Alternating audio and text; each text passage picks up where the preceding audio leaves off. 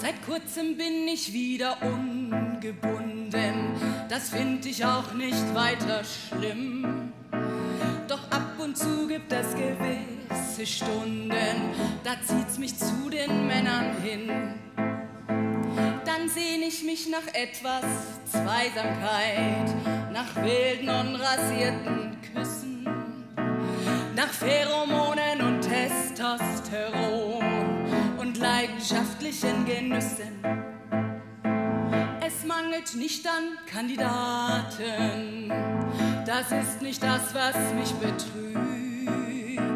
Vielmehr gibt's kaum einen Bewerber, der meinen Ansprüchen genügt. Ich suche keinen edlen Ritter und keinen treuen Kavalier.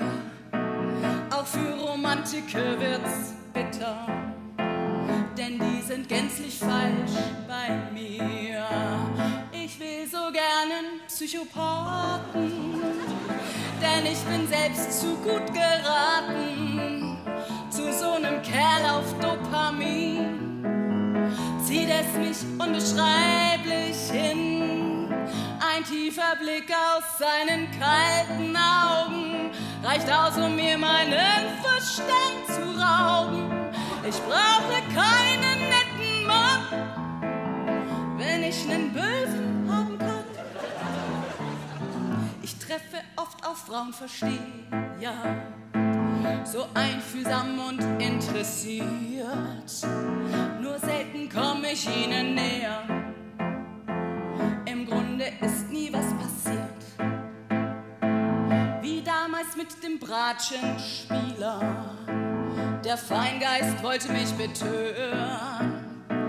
Gleich nach dem Vorspiel ging ich wieder. Das war's dann auch mit mir und Jörn. Hans-Peter war ein Pädagoge, ganz lieb und immer zugewandt. Er kochte, putzte, renovierte, doch nageln durfte er nur die Wand. Ob Bäcker, Richter oder Müllmann, auf Titel gebe ich nicht viel. Der Mann, dem ich nicht widerstehen kann, das ist ein Bösewicht mit Stil.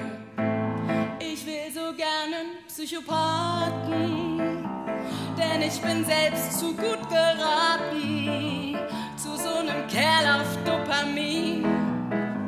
Zieht es mich unbeschreiblich hin, ein tiefer Blick aus seinen kalten Augen reicht aus, um mir meinen Verstand zu rauben. Ich brauche keinen netten Mann, wenn ich nen Bösen